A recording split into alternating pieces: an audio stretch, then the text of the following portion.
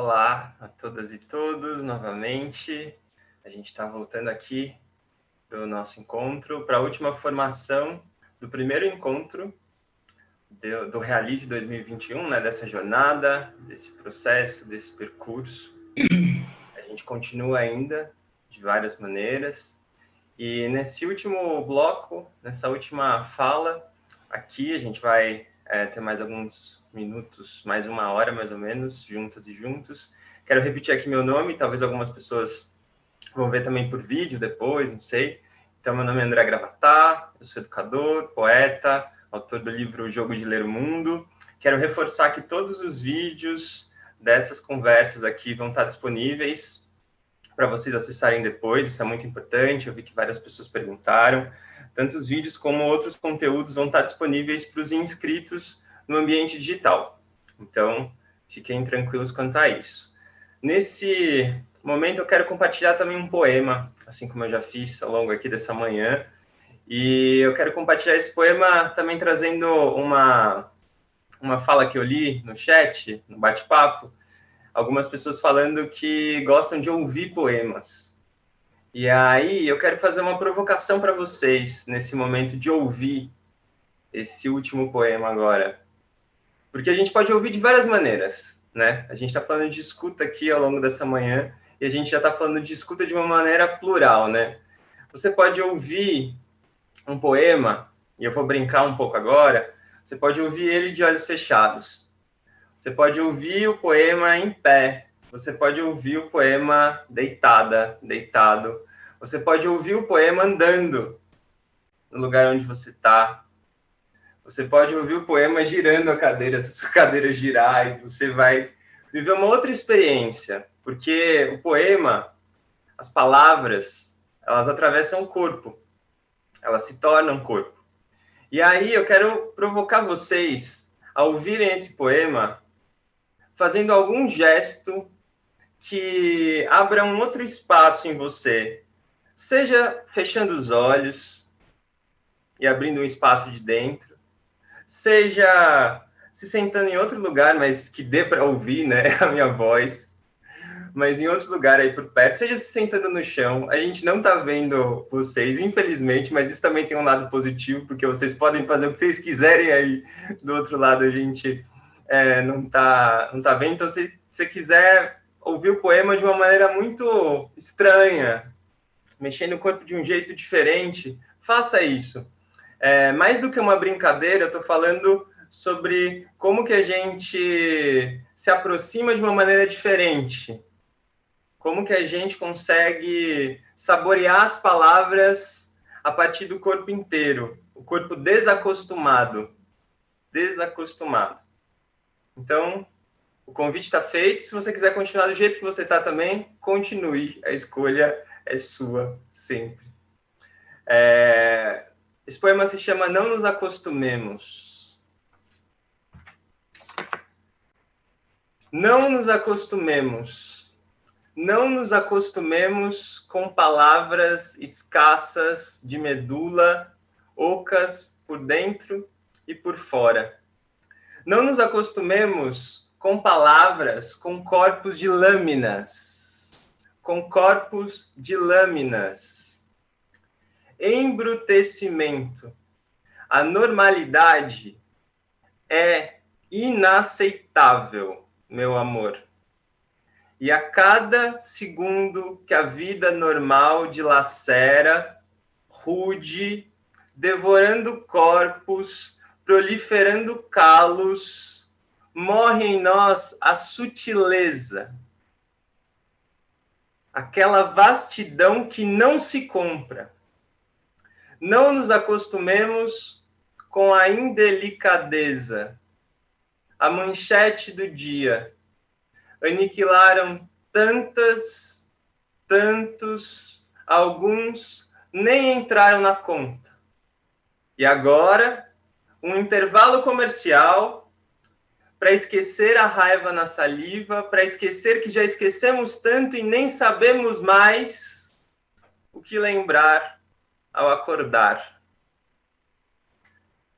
Fale com o motorista apenas o indispensável. diz o aviso no ônibus, que não explica o significado de indispensável. Indispensável é perguntar: tem alguém aí? Tem alguém aí? Tem alguém aqui? Tem alguém aí? Indispensável é a corrente de ar. Não nos acostumemos com o arame farpado, que nasce tanto de dentro para fora, quanto de fora para dentro. Não nos acostumemos com as distâncias, fartura de afastamento, terra ociosa no espaço entre a palavra e o passo.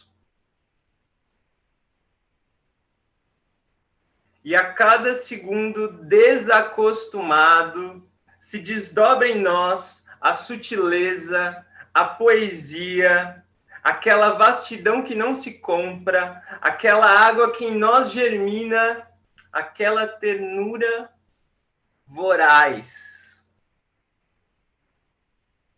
Não nos acostumemos. É um convite. E é um convite à sensibilidade. Porque a gente está falando aqui sobre possibilidades, mas a gente sabe que a gente está atravessado por um momento muito difícil. E aí, para a gente continuar falando sobre possibilidades e continuar com essa palavra que eu trouxe agora, indispensável, eu falei no poema assim, indispensável é perguntar. E aí, a Selma vai vir aqui conversar com a gente e indispensável é perguntar que pontos essenciais têm nos incomodado hoje.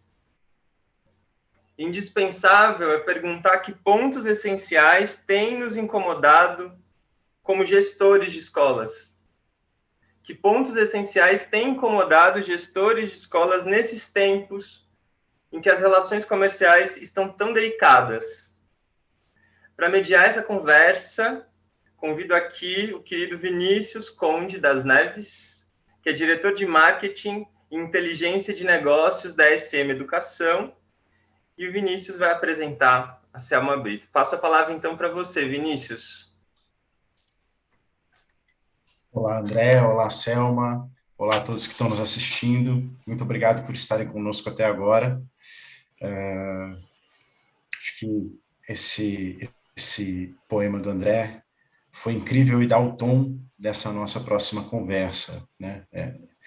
Acho que hoje, mais do que nunca, passa pela cabeça de todos os gestores de escola, de todos as lideranças da escola, de todos que estão no dia a dia da escola, tanta coisa que tem acontecido com os nossos alunos, com as nossas famílias, conosco.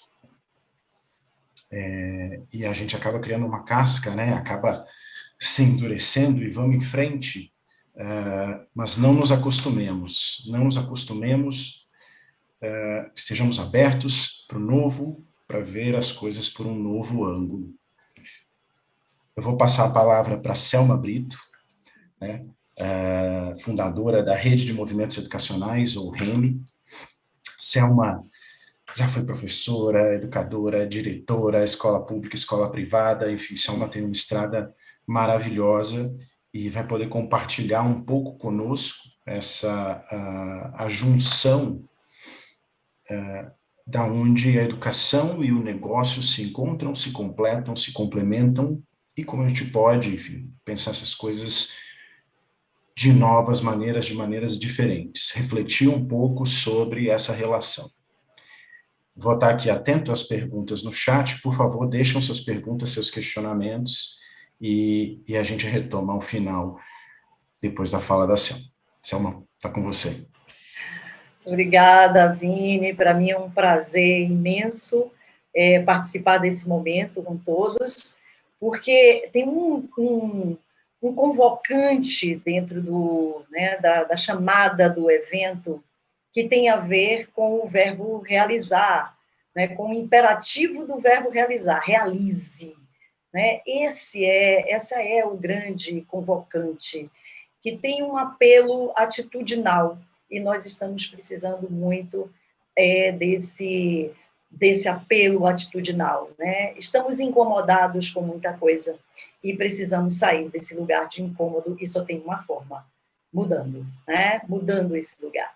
Bom, então, por isso nós vamos conversar sobre negócio, né? Desafios e possibilidade de transformação do negócio escolar.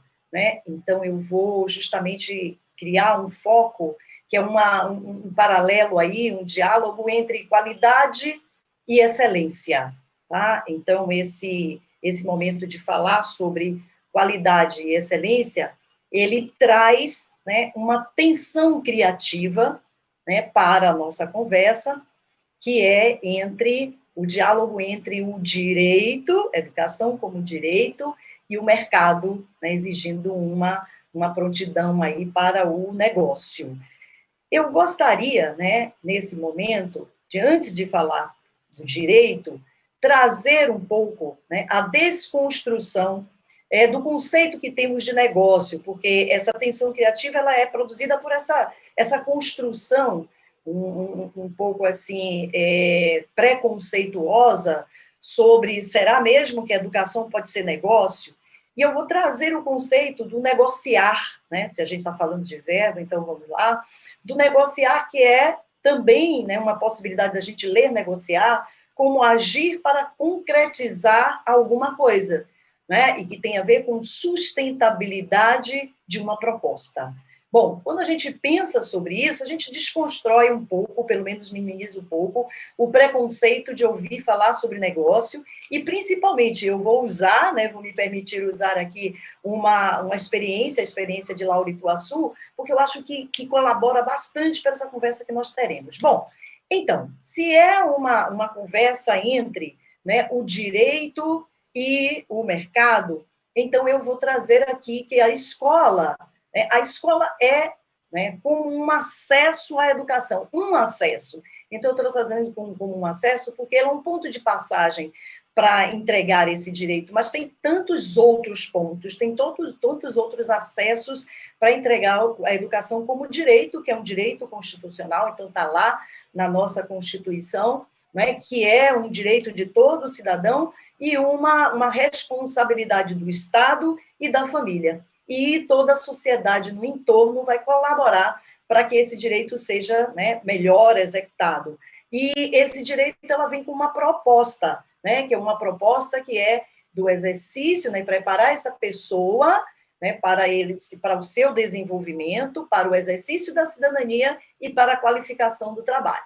Né? Então, é um direito, tem que ser garantido pelo Estado e pela família, e tem um foco de desenvolvimento para a cidadania e para o trabalho. Bom, dito do direito, aí nós vamos, né, entender a escola como esse espaço de execução desse direito, né, como que ela atua. Bom, se eu estou falando de um direito, eu estou falando de uma política pública de Estado, né? Então, o Estado brasileiro, né, então, tem na sua Constituição a educação como direito, assim como eu acabei de falar sobre a lei. Bom, como a escola realiza esse direito? Então, eu vou trazer, justamente com essa intenção da gente reduzir, né, e de quebrar os nossos preconceitos, porque negociar é do humano e é muito bom, né, é realizar, então realize tem a ver com isso. Tá? Então, vamos lá.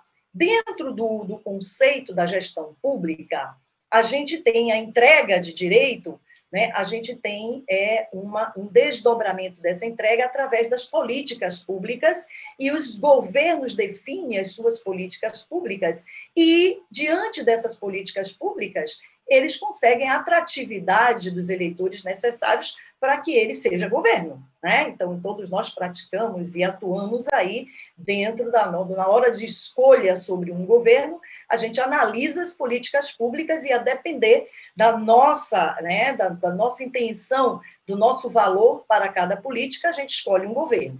Ok? Ok. Bom, vamos lá. Fazendo um comparativo com a gestão privada, ainda dentro do governo, então, o governo realiza o direito através de política pública.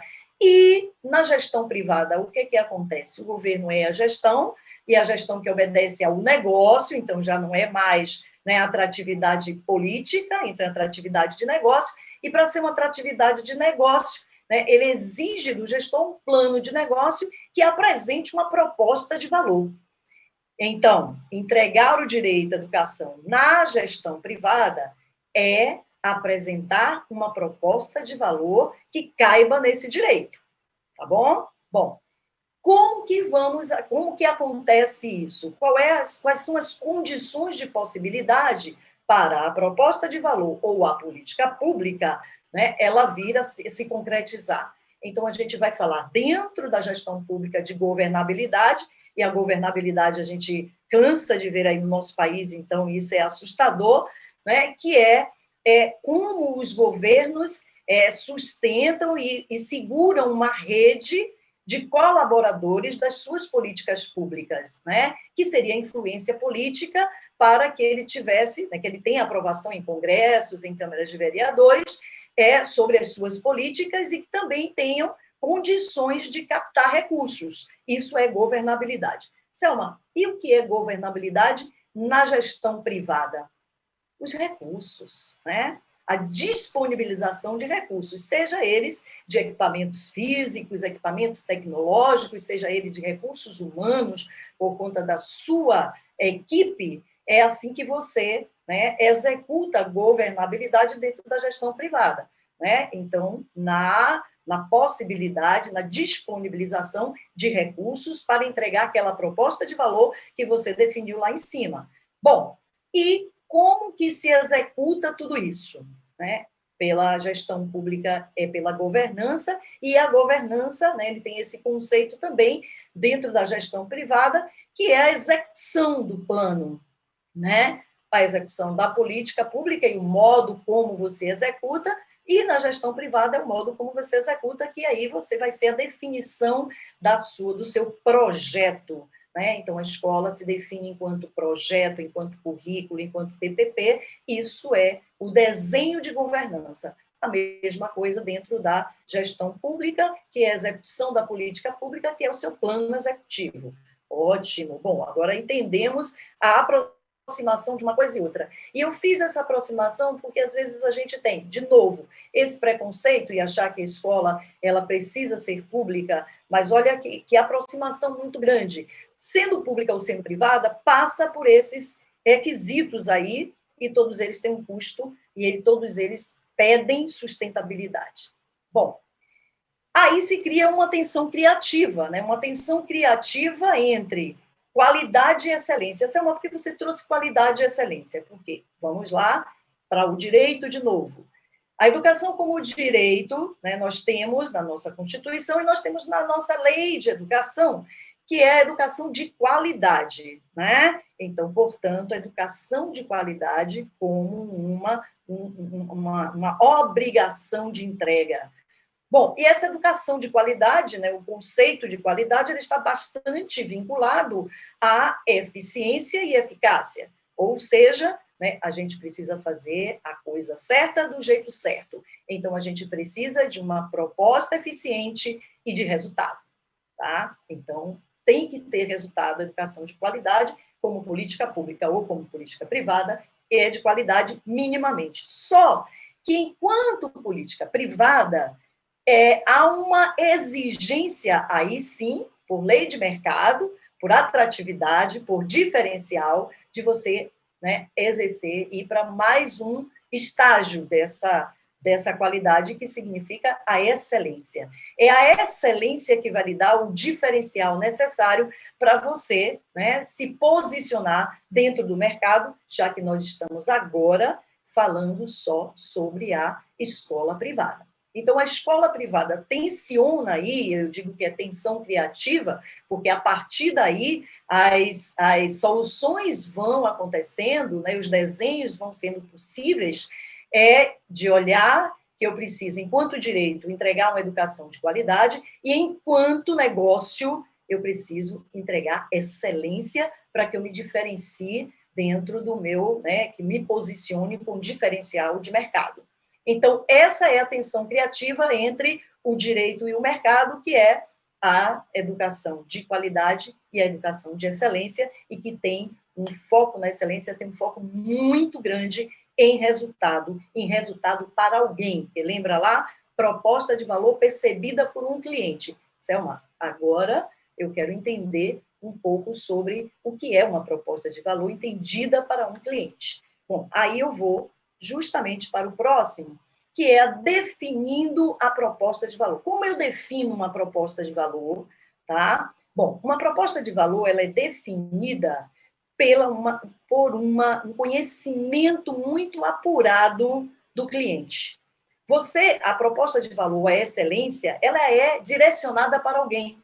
É alguém que vai justamente reconhecer essa excelência sua. Então, por isso, você precisa saber quem é esse alguém, né? Você não vai você não vai dar um presente para alguém sem saber quem é esse alguém. Você pode até acertar no presente, mas se você conhecer bem a pessoa, esse presente vai ser, né, vai chegar na hora certa e atender a uma expectativa daquele, e aí é claro que seu presente vai ser muito mais aceito. Então, uma proposta de valor para ter o encaixe necessário, ou seja, você entregar, né, aquilo exatamente que o outro quer receber, né? Então, isso é proposta de valor percebida, você precisa conhecer bastante seu cliente e, em cima disso, você apresentar a sua proposta de valor, né, com características, com possibilidades de adesão desse cliente. Bom, quando eu falo de cliente, aí vem os preconceitos, né? Eu sou uma educadora, né, de primeira formação, então valorizo pessoas, é lógico, e aí quando eu falo de cliente, isso me inquieta, porque mesmo que eu tenho que falar de cliente. Eu tenho que falar de cliente porque eu estou usando uma linguagem do negócio. Mas quem é o meu cliente? Né? Eu preciso muito falar de cliente? Não necessariamente. Não necessariamente você precisa de falar de cliente, mas você precisa saber que a sua escola é para alguém. Né? Você presta um serviço para alguém. A escola é para você, mas é para muito mais gente. E isso é muito significativo na hora que a gente pensa. Selma, e essa escola é para alguém? Quem? Né? Quem é o meu cliente de fato? Tem tanta gente na escola, tem aluno, tem pais, tem um pai, tem a mãe, tem um tio, tem a avó, tem os professores, tem tanta gente nesse, né, nesse meio. Qual é o meu cliente específico? Ora, vocês viram lá como direito? Como direito vocês viram de quem era a obrigação pela educação, do Estado e da família? Então, a escola trabalha para o núcleo familiar, porque a família tem esse propósito, essa responsabilidade de dar conta dessa geração que chega, né, desse filho que chega. E ela tem essa preocupação de possibilitar a ele, né, um espaço de atuação, de felicidade, né, e ela vai procurar construir no seu entorno, né, todos os colaboradores para isso, e a escola é um desses colaboradores. Então, portanto, a escola trabalha para o núcleo familiar. E eu estou trazendo o núcleo familiar justamente com a necessidade de mostrar de que hoje o núcleo familiar, e aí considerando tudo que nós já discutimos aí atrás, né, desse contexto VUCA, né, volátil, incerto, complexo e ambíguo, desse contexto BANI, né, ansioso, linear, né, não linear, né, complexo, né, e incompreensível. Esse núcleo familiar, ele é uma célula, né, dentro desse contexto. E ele é tão complexo e tão ambíguo que hoje nós não podemos falar de uma família. Né? Tem conformações de família muito variadas, né? De duas mães, de dois pais de segundo casamento, de terceiro casamento, e é desse núcleo familiar que eu estou falando, e é dessa complexidade que eu estou falando. Bom, sabendo então que família é muito vasto, né? Que núcleo familiar mais vasto ainda, como eu posso saber exatamente quem é esse meu cliente. Porque se tudo para um bom negócio está vinculado à minha segurança quanto ao cliente, então eu, de fato, preciso saber quem é esse meu cliente. E aí vem o conceito, né, que é muito caro para o negócio, que é de segmentação. Quanto mais você focar, quanto mais a resposta mais focada e singular você tiver sobre o seu cliente, melhor será a sua apresentação de proposta de valor, maior aderência você vai ter na proposta de valor sua. Eu quero dar uma paradinha e usar um exemplo que acabou de sair aqui do Realize, né? Que é o exemplo de Laura, né? Você percebe que, Laura, a Share é um negócio, mas é um negócio a partir de uma dor de uma persona que foi buscar os seus, né? Logicamente, para esse menino ter essa história, tem alguém por trás construindo essa narrativa, e essa mãe que, ao construir a narrativa, percebe um valor de um processo educativo que ela não teve para o filho, mas que isso alguns outros meninos podem precisar, e aí eu me proponho a fazer, e isso vira um bom negócio. E se eu ainda trago o verbo negociar como agir para concretizar alguma coisa, então que bom que eu tenho um negócio share, né, na minha, né, disponível para que eu possa usufruir. É disso que a gente está falando sobre proposta de valor e segmentação, né, de negócio. A gente vai falar qual é a família e quais são as oportunidades, né, que eu posso apresentar a minha proposta de valor, e é justamente essa segmentação que a gente está falando. E para que a gente possa fazer, né, e desenvolver essa segmentação, então eu uso algumas lentes para que eu descubra e entenda o meu cliente. Aqui eu vou fazer outra parada e trazer, né, textos que nós ouvimos aí, não é? E principalmente o último poema, que é Quem Está Aí? Olha bem, eu não posso achar que o primeiro movimento meu enquanto escola constituída para definir uma campanha para atrair um cliente seja olhar para fora. Não posso aceitar isso. As escolas, vocês todos aí, vocês já têm clientes, né? Tem pessoas que foram atraídas pela sua proposta de valor, mesmo que você não esteja claro ainda qual é a sua proposta de valor, e você precisa clarear para você. Às vezes, até a venda, né? A primeira venda é uma venda muito interna, né? Você se descobrir enquanto proposta de valor, qual foi o seu potencial atrativo que constituiu esses clientes que você tem e quem são esses clientes que você tem. Primeiro você tem que responder quem está aí, para depois você dizer assim, quem quer vir conosco, tá? Então essa lupa, né, bastante apropriada para saber quem é o meu cliente, quanto mais você ajusta essa lupa para olhar, né, para pensar e para organizar o seu olhar sobre ele, mais você vem, né, de uma segmentação muito ampliada, de um núcleo familiar, como eu falei lá, né, quem é o meu cliente, um núcleo familiar, para dizer esta família que pensa assim, que mora em determinado lugar, que curte cultura, que é leitor, que tem um comportamento, tem um perfil psicológico dessa forma, né, que atua dessa forma, que respeita algumas coisas. Essa é a minha família, esse é o meu núcleo familiar, né? E aí você vai fazendo um afunilamento e você vai definindo aí, né, algumas segmentos de clientes que você tem dentro da sua base. Ah, Selma, então eu não tenho um cliente único. Escola, então, não pode dizer isso nunca. Porque a venda de escola, o negócio escola, é um negócio, gente, de 14 anos, né? 16 anos, a depender de quando você começa, né? Você atrai essa família E há interesse seu, é quando você atraiu a família, é essa família só sair, né, quando no última etapa de ensino que você tem. Tá? Então, para algumas escolas que têm da educação infantil ao ensino médio, então eu estou falando de uma família que entra com um filho, às vezes de 1 ano, às vezes se tiver creche, menos ainda, e vai sair com 16 anos de idade.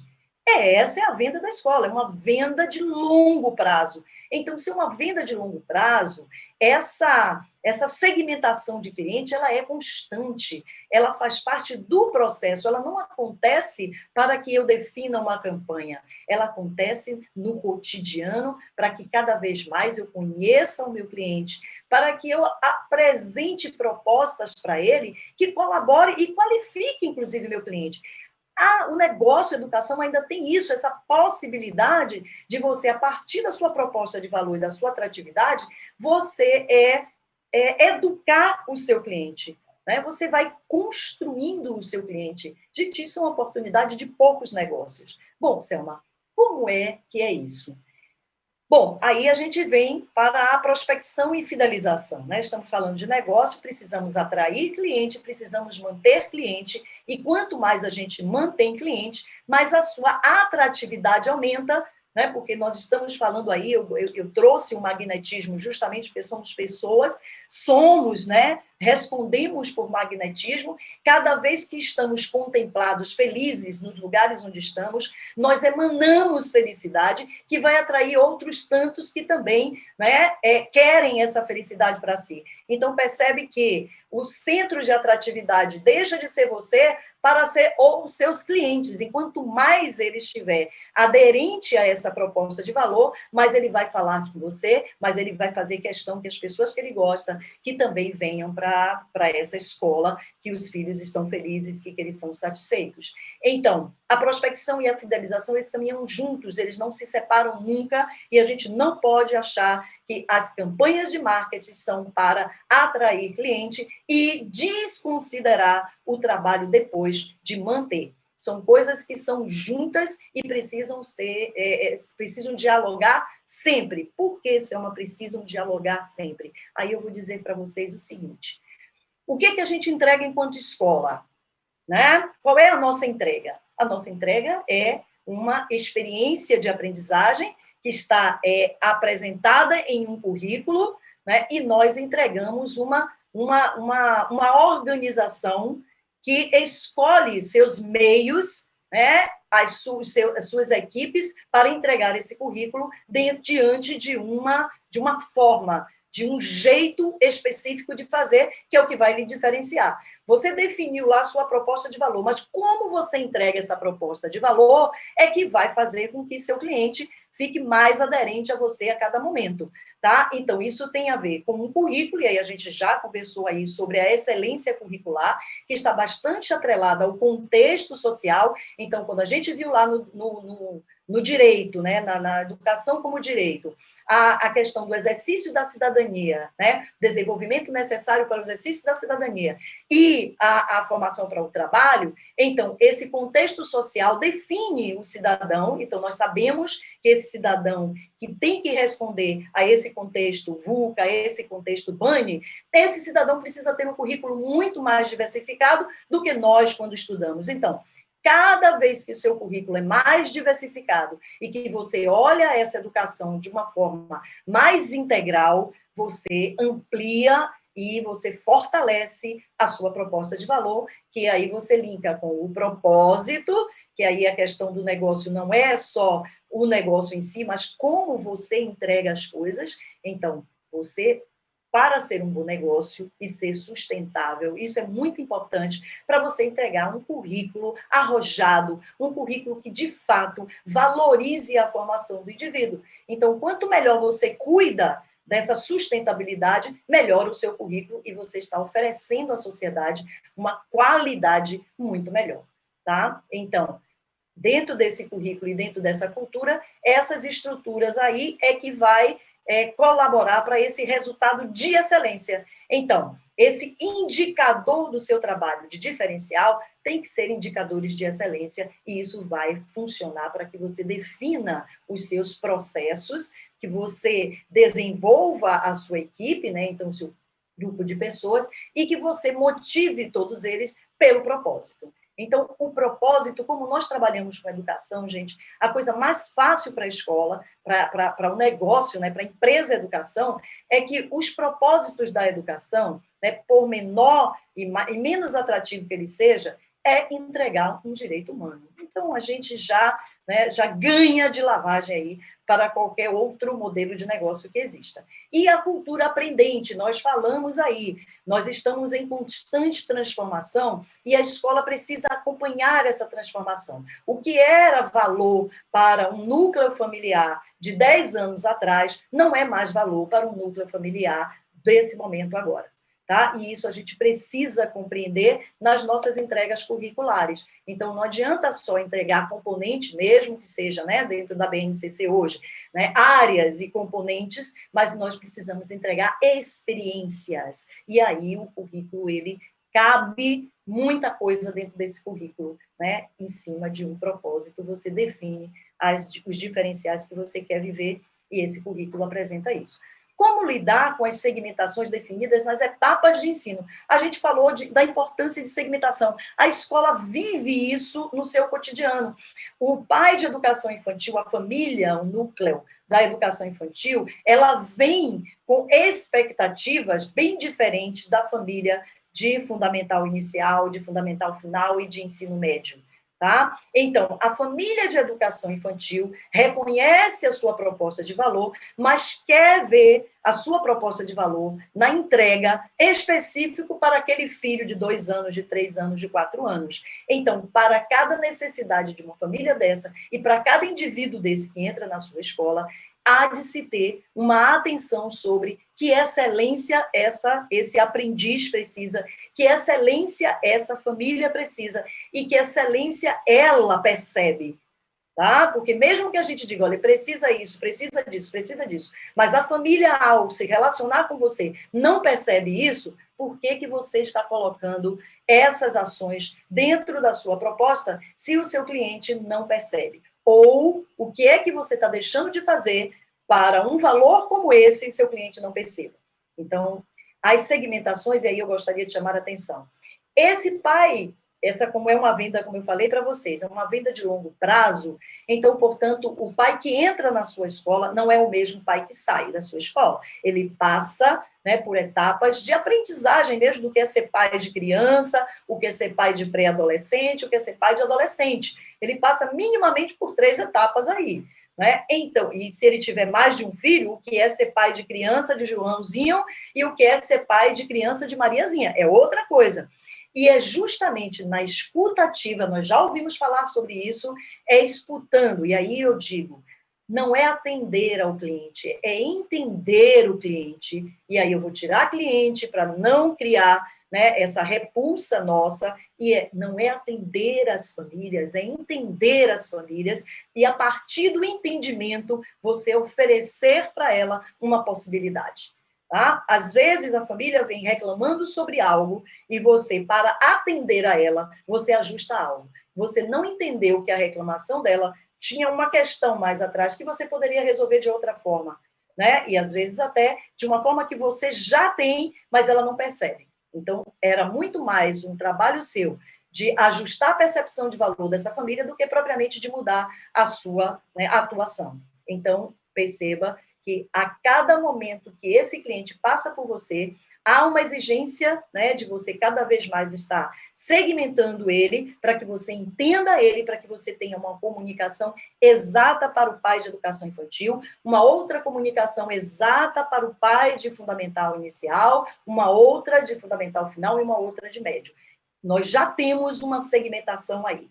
Quando você usa, né, as imagens lá, os filtros daquelas segmentações que nós passamos nesse instante, a segmentação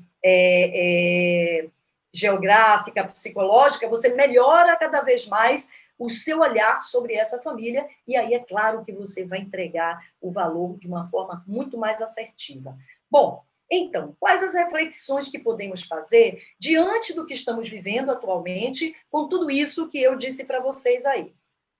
Ora, é muito interessante, é muito é muito importante nesse momento da gente entender que a gente mudou, né, a regra do jogo quando nós fomos impedidos, né, de atuar dentro das nossas escolas, e nós sabemos que muitas das propostas de valores das escolas têm a ver com sua estrutura física, o seu equipamento físico, né?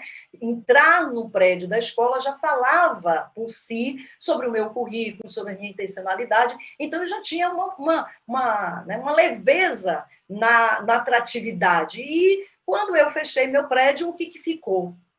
Né?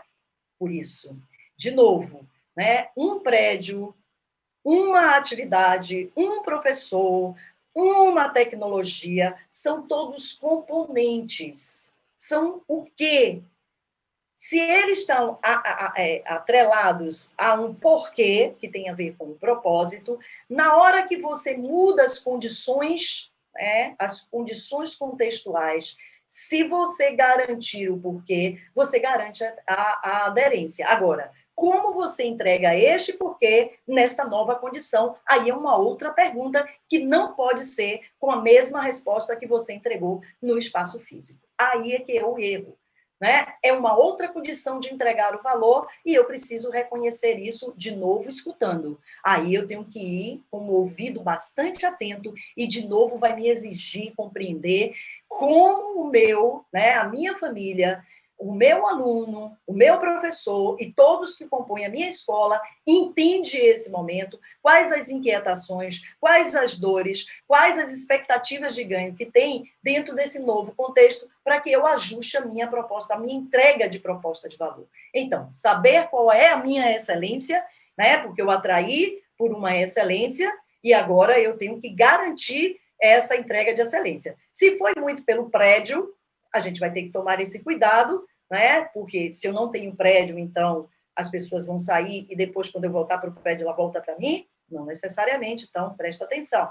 Então, o que é que meu prédio dizia para esse meu cliente que agora a plataforma ou as atuações que eu vou fazer pode dizer? Né? Então, é necessário saber qual é a minha excelência e qual o público, né, que eu estou impactando. Ter segurança quanto a essa percepção de valor. Você saber exatamente o que seu cliente percebe de você, para na hora que você fizer qualquer ajuste, você não bata, não desqualifique a sua proposta de valor. Então, presta atenção a ela.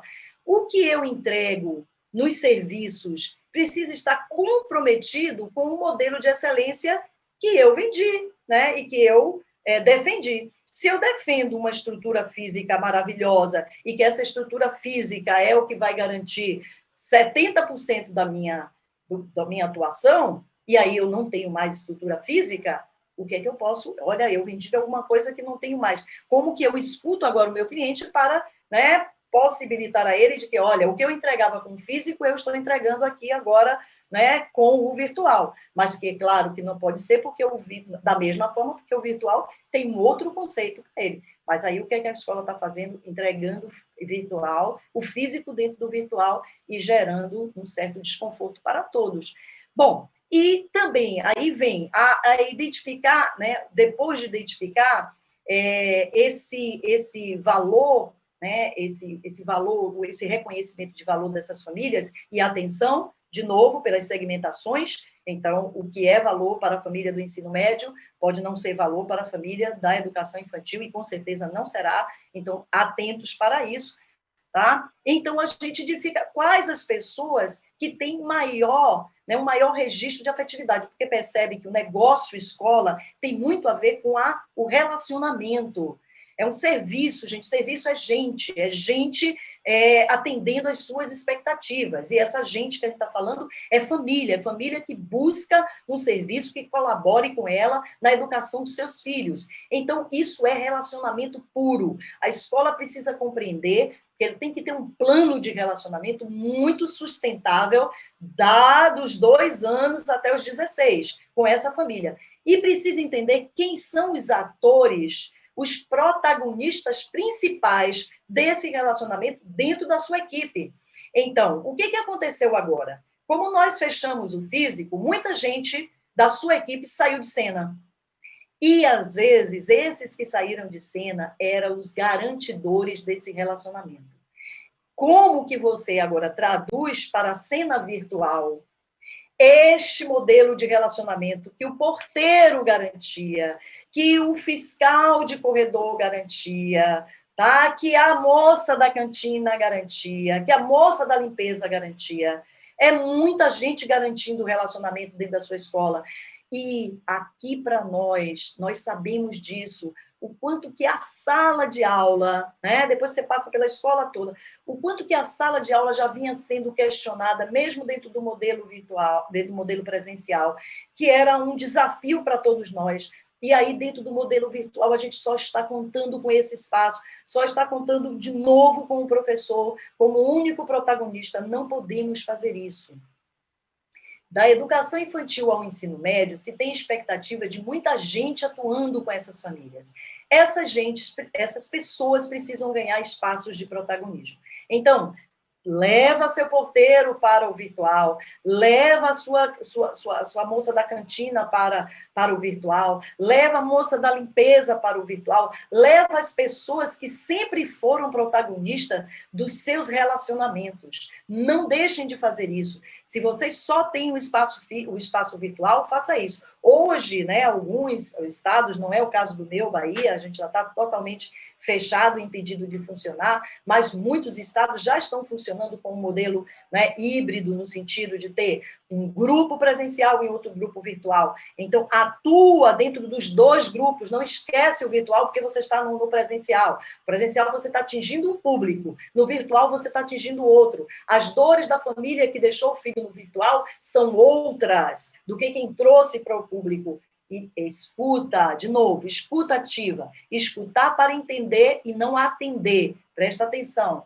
Bom, e aí, por fim, inteligência e empatia, e a gente viu aqui, né, na hora que vocês trouxeram sobre a expectativa de vocês por esse momento que vocês estão vivendo, vocês trouxeram, né, registros emocionais. Não é à toa, né, que a gente está falando logo depois de Laura, que traz, né, o que o registro emocional faz com a gente.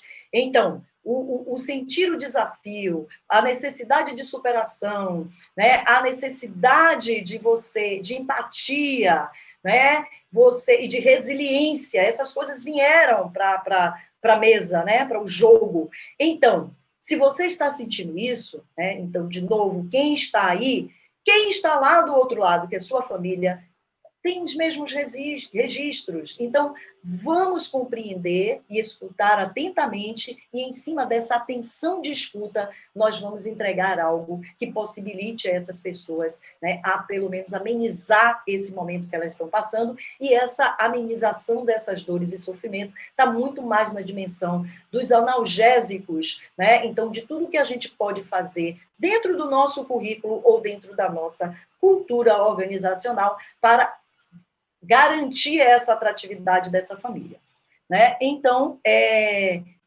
todos esses stakeholders que circulam, né, que constelam em torno da escola, precisam serem ouvidos e atendidos naquelas questões que eles trazem, e não nas soluções que eles trazem. Eu acho que isso é que atrapalha um pouco, né, a questão do negócio escola, quando vincula, né, a atender a cliente. A escola, quando fala do atendimento a cliente, ela tem uma compreensão que é fazer aquilo que a família está impondo que você faça. Não é isso de absoluto, até porque as famílias, elas não querem isso. Quando elas trazem as soluções, elas trazem a inquietação sobre a falta de resultado, tá? É isso que quando ela traz solução, ela está falando que não está tendo resultado. Agora, dentro do meu ponto de vista, a solução é essa. É só isso que ela está dizendo. Compete a você entender o problema e não atender a solução. É a mesma coisa do futebol, né? Todo mundo quer ser técnico de futebol, todo mundo diz o que o técnico deve fazer ou não fazer, mas todo mundo está falando de que alguma coisa está acontecendo que o clube não está tendo resultado. Agora, o que é que o técnico vai fazer? Aí pertence à equipe técnica, e a escola é a mesma coisa. Então, vamos prestar atenção sobre isso, e aí esse ponto de atenção, né, que eu vou concluindo a minha fala aqui, me permita ler o que eu ouvi disso tudo aí, né, dessa manhã de hoje, e que tem muito a ver, não é, com a fala do Gravatar aí, que traz o ler as entrelinhas. E ler as entrelinhas dentro de si, então você tem a sua base de cliente. Antes de você partir para a prospecção, para entender, né, quais são os clientes que eu posso e devo, com a minha proposta de valor, atrair, entenda quais os clientes que você tem, né, como eles se comportam, por que eles, e principalmente os clientes que estão com você dos 2 anos de idade e que já vem, né, e já está, o filho já está no fundamental final, esse cara é muito valioso para você, escute o que ele tem a dizer da sua escola, porque ele não vai só dizer o que ele vê da sua escola, ele vai dizer deste pai, deste segmento, o que é que ele, né, percebe da sua escola. E aí você vai ter ganhos maravilhosos com relação a isso. A experiência virtual, ouça esse pai que está há muito tempo, ouça esse pai que não quis vir para você, ouça ele, por que exatamente você não quis vir, procure saber disso. Todos que chegam para você ir para fora, né, com um poder de atratividade já muito mais focado. E aí, a gente, nessa leitura que eu fiz aqui, então tem assim, eu fiz um textinho do que eu compreendi. Lê as entrelinhas do tempo presente para enxergar as possibilidades a partir da coleção de experiências vividas e se desafiar com resiliência e empatia, né? Não desacreditar nunca na sua potência de possibilitar a resposta. Se você está neste desafio, é porque você já venceu os desafios anteriores. Então, você tem condições de passar para a próxima etapa, e o game fala disso, né? Você passar para a próxima etapa no game é você reunir outras competências. Por isso que eu digo sempre que o que me trouxe até aqui não garante o próximo passo, e a gente tem que estar sempre aprendendo com esse cotidiano da vida. Tá? Então, são essas as reflexões que eu trago, né, Vini, para começar a conversar um pouco mais, né, ouvir aí essas discussões que vocês trazem, e fiz de uma forma para garantir que vocês não fossem almoçar, né, para ficar aqui um pouco mais com a gente, tá bom? E a gente poder conversar melhor. Selma, incrível sua fala. Você, como sempre, é um furacão, provoca uma série de reflexões na gente, e foi uma abordagem muito prática e muito real. Muitos elogios aqui no chat sobre o pragmatismo e acho que a adequação das suas colocações. Não tivemos nenhuma pergunta, mas eu queria trazer aqui alguns pontos que apareceram tanto na sua fala quanto no chat. Partindo do não nos acostumemos, e você nos trouxe rapidamente para um foco no cliente, e aí eu acho que a gente consegue fazer um vínculo com coisas que a gente falou anteriormente ao longo desse dia, da intencionalidade, né? Então, quando a gente está falando de experiência do cliente, esse conceito de intencionalidade ele está muito presente, né? Qual que é a nossa intencionalidade naquela interação? Experiência construída por uma série de interações. Se a gente consegue visualizar cada interação, e em cada interação se perguntar qual é a intencionalidade dessa interação e como com essa interação eu posso tornar a experiência do meu cliente melhor, né? Posso melhorar essa experiência, a gente tem aí uma cultura de excelência. E como você bem trouxe, a qualidade, ela é um direito a qualidade, né? A excelência, ela é um diferencial. Então, se eu consigo instituir uma cultura de excelência, ao tempo todo refletindo sobre a intencionalidade e sobre a experiência do cliente, eu consigo chegar nesse grau de excelência e ter um diferencial.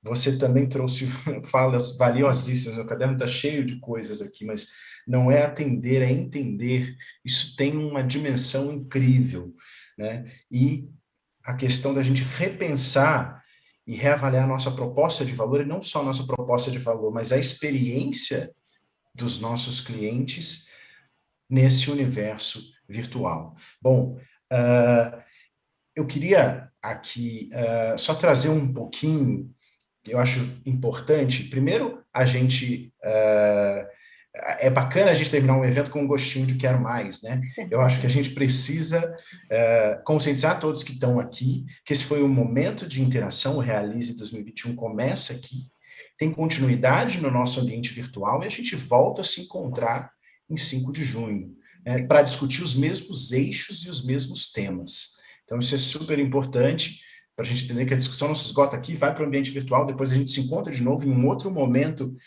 né? A gente está na sala aqui falando de negócio, um outro momento da campanha, né? Vamos estar falando de outros temas, mas de continuidade com isso que a Selma nos trouxe agora. Tem uma questão, Vini. Por favor. Pode falar. Tem uma questão aqui que eu queria chamar a atenção, que trazendo a experiência de Laura, que eu acho que é uma empresa, né? Laura traz um storytelling do negócio dela, vinculado a uma persona, né? Uma mãe que busca, né? Uma alternativa para o filho e encontra um negócio. Né? Então, muitas das narrativas das escolas, elas têm dentro da sua, né, na sua base narrativa, no seu início, ela tem histórias muito interessantes, né? A gente ouve histórias, né, de uma professora que compõe um curso de banca, de reforço, esse reforço dá super certo, as famílias começam a ficar muito animadas e confiantes, e isso cresce e vira uma escola. Né? Então, essas narrativas precisam vir, né, para a escola, porque pessoas elas são atraídas por narrativas. Né? Então, trazer para o negócio a narrativa é uma boa também. Perfeito, Selma. Eu sou marqueteiro, né? Eu sou do marketing da SM Educação e contar histórias. Né? Sim, o marketing é a gente contar histórias.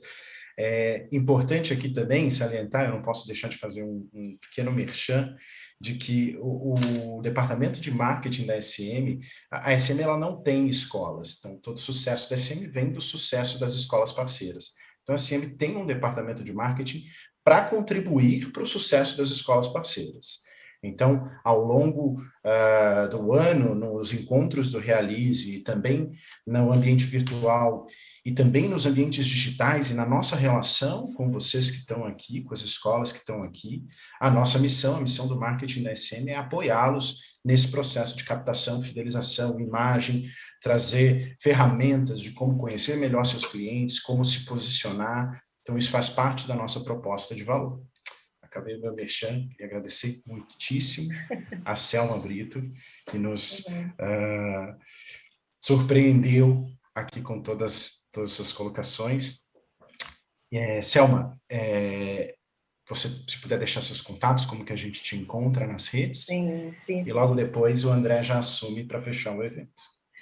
Bom, os contatos estão aí, né, na apresentação, rede de movimentos educacionais, a gente tem feito alguns trabalhos reunindo as escolas para elas contarem, não só escolas, mas todas as empresas ligadas à educação, então tudo que está no entorno da escola, possibilitando que as pessoas se encontrem, as pessoas contem as suas histórias dos negócios, que também a gente tem um clube, né, de gestores que se encontram, né? A gente tem os encontros assim de manhã, que são cafés com gestores, então a gente aí usa, né, para dividir as nossas inquietações. Então, estou aí disponível, né, pelas redes sociais, isso o Grupo Reme, @Grupo Reme, e vocês encontram lá no Instagram, tá? E a gente tem o Instagram, ele é bem ativo, tá bom?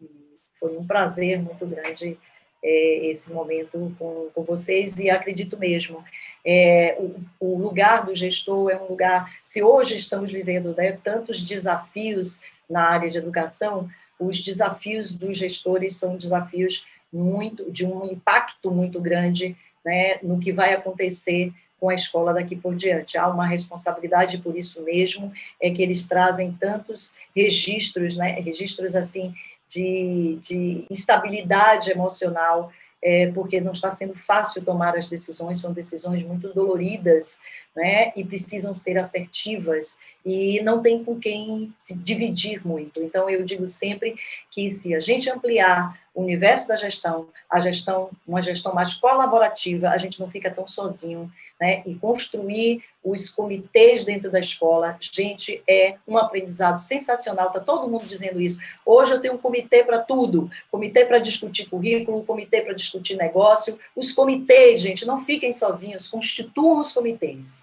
Então, essas mensagens, quanto mais me der espaço aqui, mais eu vou falar, tá? E estou muito feliz, né, de estar aqui e nos veremos nos próximos. Breve, Selma. André, com você. Obrigado, Vini. Obrigado, Selma. Que bom ouvir vocês. Que especial esse resumo que você fez no final, Selma, trazendo as palavras várias, né, que a gente acabou orbitando, sendo orbitado por elas nessa manhã e convivendo com elas, né, que a gente conviveu com palavras, conviveu com falas, com experiências práticas, que tem muito a ver com o chão da escola, que tem muito a ver com o nosso corpo, com o nosso dia a dia. Então, que a gente continue reverberando isso, né?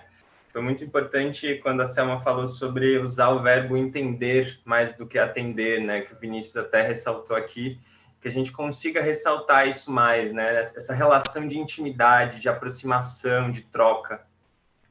Então, além de agradecer o Vini e a Selma, também quero muito agradecer todo mundo que está aqui com a gente até agora, né? A gente vai ficar só mais alguns minutinhos aqui nesse momento de despedida. Conto com vocês nesses minutinhos. É muito importante para a gente poder cuidar desse início, desse nosso processo. Cada momento importa, né?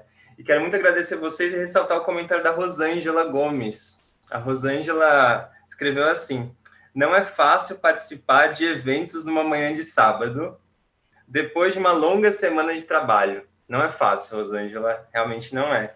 E é muito bonito que logo em seguida você escreveu: mas esse encontro aqui foi de uma leveza inexplicável, muito generosa, Rosângela, e ficaria o dia todo com a gente. Então, Rosângela, a gente a princípio vai finalizar agora 13h mesmo, mas você vai poder continuar de outras formas. Então, você vai poder ficar o dia todo com a gente de outras formas e outros dias todos também. Então, isso é importante ressaltar. Para a gente só fazer uma retomada do que a gente viveu nessa manhã, rapidamente, eu queria voltar lá no início, quando a gente chegou aqui nesse encontro online, e a gente deu bom dia, e aí eu convidei o Aldeir. E aí eu quero convidar o Aldeir novamente para vir aqui, para deixar algumas palavras e para chamar a equipe também da SM. Com você a palavra, Aldeir. Obrigado, André. Bom, tinha que passar novamente, acho que se o pessoal da equipe puder colocar quem mais da SM tiver por aí e deixar aberto junto aqui, tinha que passar novamente para poder agradecer. A palavra é essa, é a gratidão. Agradeci no início por estarem conosco aqui, por confiarem na SM e agora por terem ficado conosco até aqui. E destacando duas falas importantes, dentre vários comentários bacanas, mas teve uma da Rosângela e uma da Marilene, uma falando sobre que gostaria de receber alguns casos práticos, alguns exemplos práticos sobre algumas situações que nós tratamos aqui, e outra dizendo que seria bacana que os próprios profissionais também pudessem compartilhar essas coisas práticas. E a gente quer dizer que o Realize nasceu para isso, e que esse momento de hoje foi um ponto de partida, mas tudo, depois que vocês receberem as orientações para se cadastrarem no nosso EAD, vai ser exatamente para essa construção conjunta. Essa construção de trocar experiências e que os próximos encontros já poderão ter uma dinâmica ainda melhor, tendo vista que a gente já vai ter passado por uma trajetória. Então, esse é o espírito, de fato, do Realize. Então, sigam conosco, mesmo como o André ressaltou, porque isso vai ter, de fato, uma continuidade prática, tá bom? Obrigadíssimo, pessoal da SM, obrigadíssimo, da agência, de todo mundo, e às escolas, às educadoras, aos educadores. Muitíssimo obrigado por estarem conosco aqui em nome da SM, muitíssimo obrigado. Um verbetezinho aí do Guimarães Rosa, só para a gente fechar, que é assim: a vida principia as coisas, e desde aí a gente perde o poder de continuação, porque vida é mutirão. Eu fiz uma adequação aqui, mas é isso. Vida é mutirão. Então, a gente principia, que bom a gente principiar e perder o poder da continuação, porque a gente vai continuar todo mundo junto, porque vida é mutirão. Obrigadíssimo, excelente final de semana. Beijo. Obrigado, Aldeir. Muito obrigado, Aldeir. Muito obrigado para todo mundo da equipe SM. Agradeço também o convite, né, para estar aqui. Agradeço a vocês por me chamarem para estar aqui com vocês e abrirem esse espaço para a poesia existir, abrirem esse espaço para a gente ir costurando essas falas. E aí eu quero, nesse momento também de finalização, só retomar, né, essa nossa história dessa manhã. Quando a gente começou, o Aldeir veio, trouxe a equipe SM, e depois veio o Gabriel PRC, e aí ele falou sobre a gente se tornar ainda mais parceiros dos nossos parceiros. Ele falou sobre a cultura do encontro, falou sobre a ética, como cuidar de si mesmo e dos outros. E aí depois veio o Chico Soares, com a Érica e a Maria Elísia, e aí ele falou sobre aprendizados conectados com a vida, falou sobre a importância da avaliação, para o planejamento ter mais consistência, falou sobre desafiar os alunos. E aí depois veio a Luciana, Alain e o Aldinei, e aí a Luciana falou sobre o currículo centrado no aluno, falou sobre aprender com os alunos, falou sobre o hibridismo para além da pandemia, sobre o diagnóstico. Ela ouviu também a gente de várias maneiras, como todo mundo fez, né, de várias maneiras. Aí veio a Verena Leal e a Laura Trindade, e aí a Laura falou sobre a dimensão socioemocional, a importância de construir recursos para enfrentar desafios. Ela falou sobre importar menos o que e mais o como. E aí veio, agora, por último, a Selma e o Vini, falando sobre mais entender do que atender, falando sobre excelência, falando sobre educação como um direito. E aí, depois de tudo isso, queria ressaltar uma palavra que o próprio Aldeir trouxe agora, mas que se desdobra em várias, que é a palavra multirão. E aí, quero trazer ela junto com a palavra colaboração. Porque, de alguma maneira, tudo que a gente viveu aqui hoje tem a ver com essa força coletiva, essa força que existe no colaborar, essa força que existe na troca. E aí é muito simbólico que quando a Luciana perguntou o que é importante no desenho de uma aula, uma das palavras que apareceu entre as mais importantes foi colaboração. Então, que a gente consiga continuar esse percurso, lembrando disso, dessa colaboração, dessa força coletiva. E aí, só retomando e finalizando, logo no início eu li um poema para vocês, um poema chamado Ler Gentes, e eu falei que cada gesto confessa as entrelinhas de cada pessoa, cada gesto confessa as entrelinhas de cada pessoa.